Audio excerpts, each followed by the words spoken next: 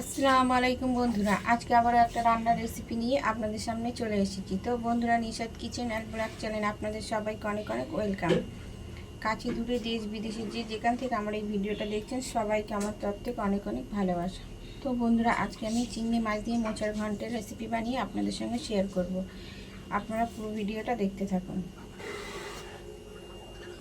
আর মোচাটা আগে থেকে আমি একটু লবণ আর হলুদ দিয়ে সিদ্ধ করে রেখেছি। কড়াটা আমি বসিয়ে দিয়েছি, কড়াটা গরম হয়ে গেছে। এবারে সর্ষের তেল দিয়ে দেবো।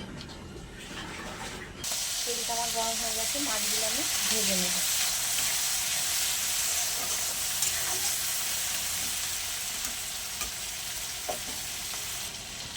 মাছগুলো আমার ভাজা হয়ে গেছে, এবার আমি তুলে নেব। এবার আমি এই মাছ ভাজা তেলের মধ্যে দিয়ে দেবো ফোড়নে একটা তেজপাতা, শুকনো লঙ্কা। ফোড়নটা একটু নেড়ে চেড়ে নেব। আপনারা চাইলে অনেকে পাঁচ ফোড়নে দিতে পারেন, কিন্তু আমি পাঁচ ফোড়ন দেবো না, যেহেতু আমি চিংড়ি মাছ দিয়ে মোচার ঘন্টটা বানাবো, ওই জন্য পাঁচ ফোড়নটা দেবো না। দিয়ে দেবো পেঁয়াজ কুচি,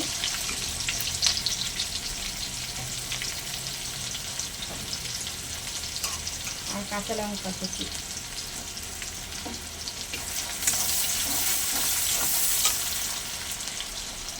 দিয়ে দেবো আদা রসুন বাটা।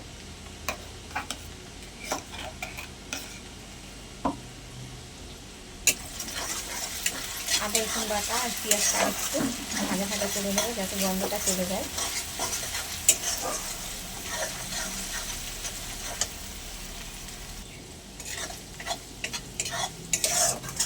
আদা রসুন আর পেঁয়াজটা আমি খুব ভালো করে ভাজা ভাজা করে নিয়েছি। এবারে দিয়ে দেবো টমেটো কুচি,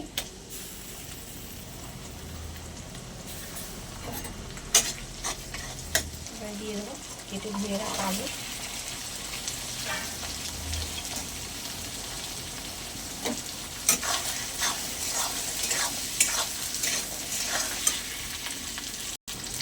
দিয়ে দেবো লবণ হলুদ দিয়ে সিদ্ধ করে রাখা মাছটা।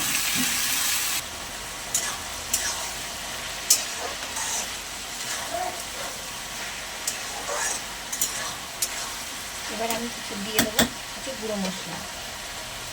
দিয়ে দেবো হলুদ গুঁড়ো, সানরাইজের লঙ্কার গুঁড়ো,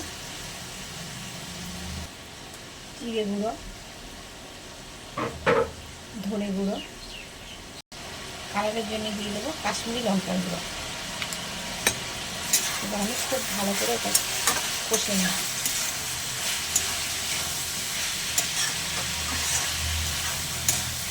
এবার দিয়ে দেবো ভেজে রাখা চিংড়ি মাছ। এবার খুব ভালো করে এটা কষানো হয়ে গেছে। এবার আমি দিয়ে দেবো পরিমাণ মতো জল।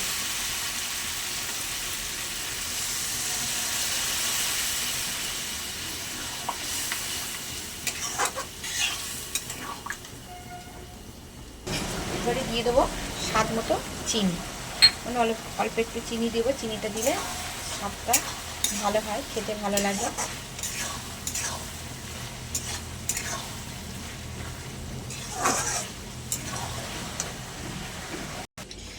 তো বন্ধুরা, চিংড়ি মাছ দিয়ে মোচার ঘন্টের রেসিপি আমার একদম রেডি। আমার রেসিপিটা যদি আপনাদের ভালো লেগে থাকে তাহলে অবশ্যই লাইক, কমেন্ট, শেয়ার এবং সাবস্ক্রাইব করে আমার পাশে থাকবেন। আর আমার ভিডিওটা দেখার জন্য আপনাদের কাছে অনুরোধ রইল। আজকের মধ্যে আল্লাহ হাফেজ।